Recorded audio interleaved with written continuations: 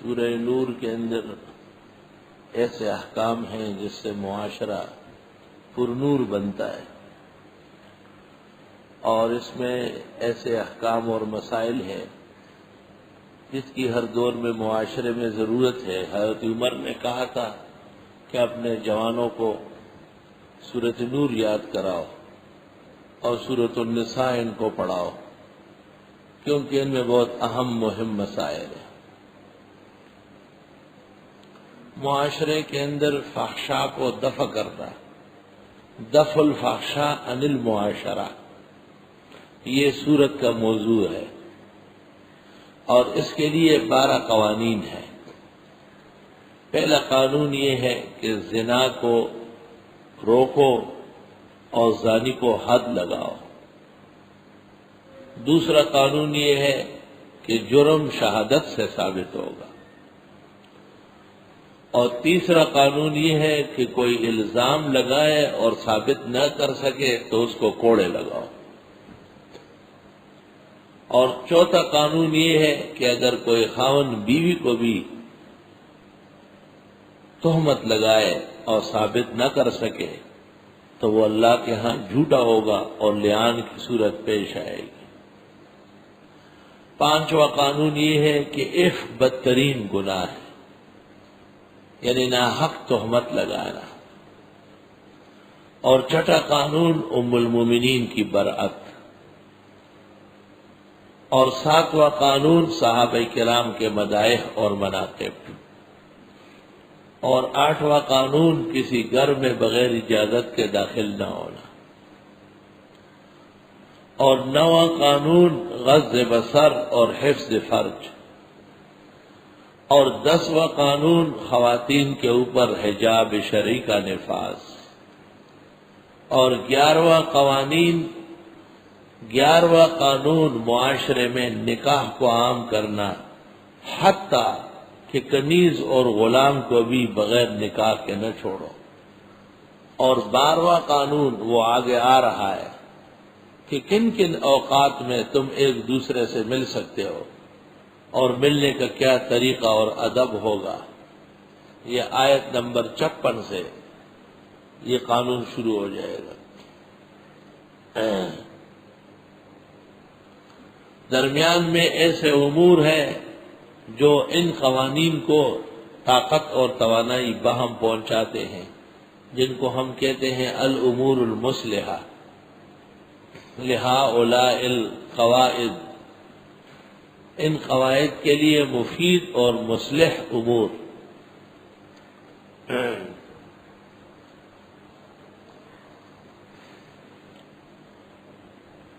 اللہ نور السماوات والارض میں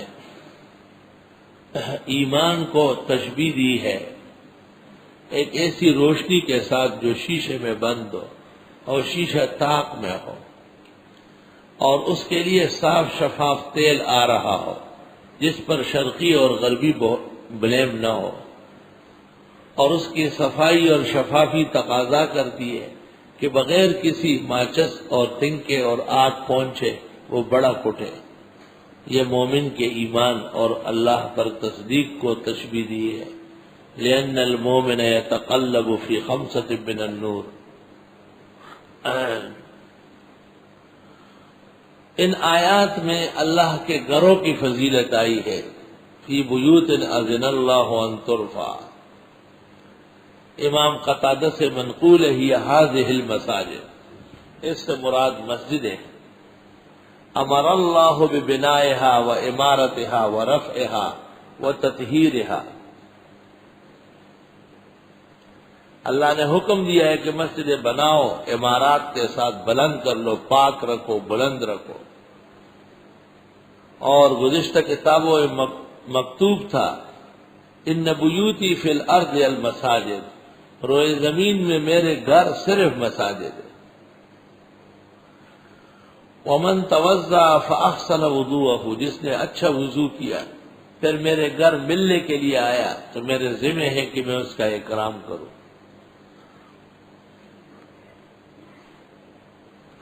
ابن ماجہ میں ایک طویل حدیث ہے، خصال لا تنبغی فی المساجد، کچھ خصلتیں ہیں جو مسجد میں نہیں ہونا چاہیے.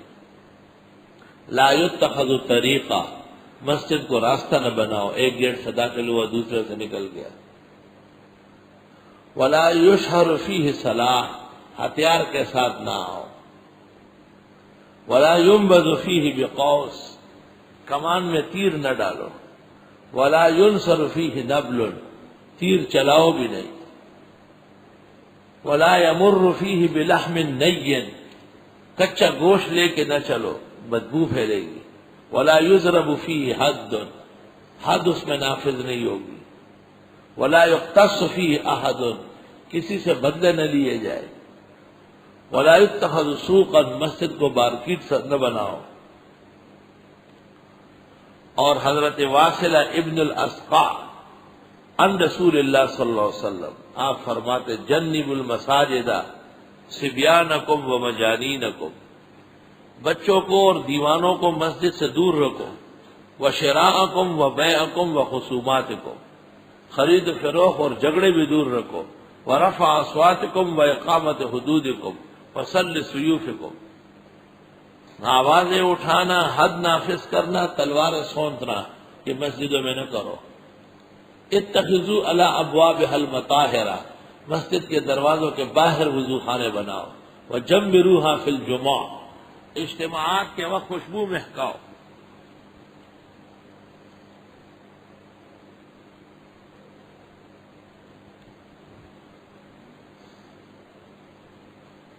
فرمایا کہ ان الملائکۃ لتتعجب من رجل یمر فی المسجد ولا یصلی فیہ، ایک مسجد سے جب آدمی گزرتا ہے فرشتوں کا تعجب ہوتا ہے کہ مسلمان ہو کر کے مسجد کا مرور کر رہا ہے.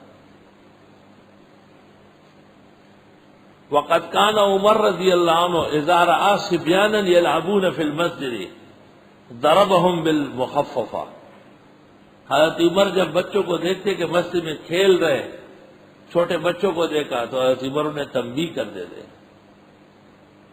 اور فرماتے تھے کہ عشاء کے بعد مسجد بند کر دو تاکہ مسجد کی بے ادبی نہ ہو. چونکہ اس میں مساجد کی تعظیم کا حکم آیا ہے، اس لیے یہ آداب بتا دیے. الم تر ان اللہ یسبح له من فی السماوات والارض، آیا آپ نے دیکھا نہیں بے شک اللہ کی تسبیح کرتی ہر وہ چیز جو آسمان و زمین میں ہے. اور طیر صافات، اور پرندے بھی قطار باندھ کر وہ بھی اللہ کی تسبیح کرتے ہیں.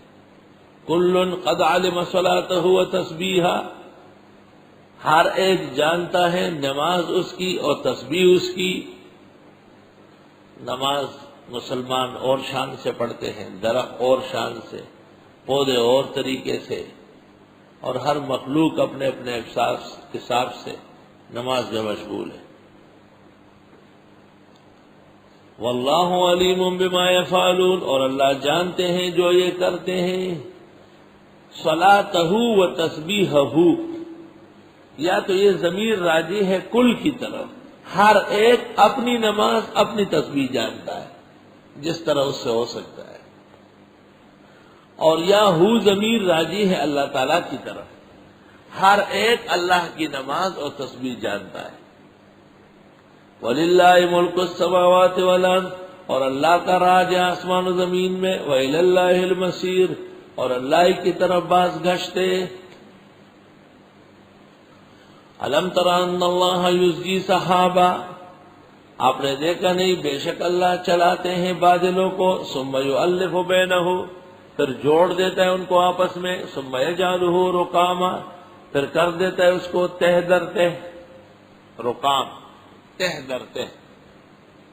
فَتَرَى الْوَدْقَ يَخْرُجُ مِنْ خِلَالِهِ، پس آپ دیکھیں گے بارش کو کہ نکل رہی اس کے بیچ سے.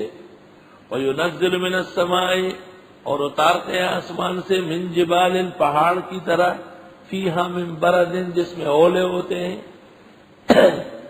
ٹھنڈ. فَيُصِيبُ بِهِ مَن يَشَاءُ، پس پہنچاتے ہیں جس کو چاہے. وَيَصْرِفُ عَن مَن يَشَاءُ، اور ہٹاتے ہیں جس سے چاہے. آسمان سے بارش برستے برستے اچانک اولے برسنا شروع ہو جائے اور ٹھنڈ کی پڑیاں گرنی شروع ہو جائے. جس کو خدا چاہے اس کو پڑھے، جس کو چاہے اس کو نہ پڑھے، یہ اللہ کی قدرت ہے، اللہ تعالیٰ کی قدرت کا بیان ہے جو توحید کے ادلہ ہے۔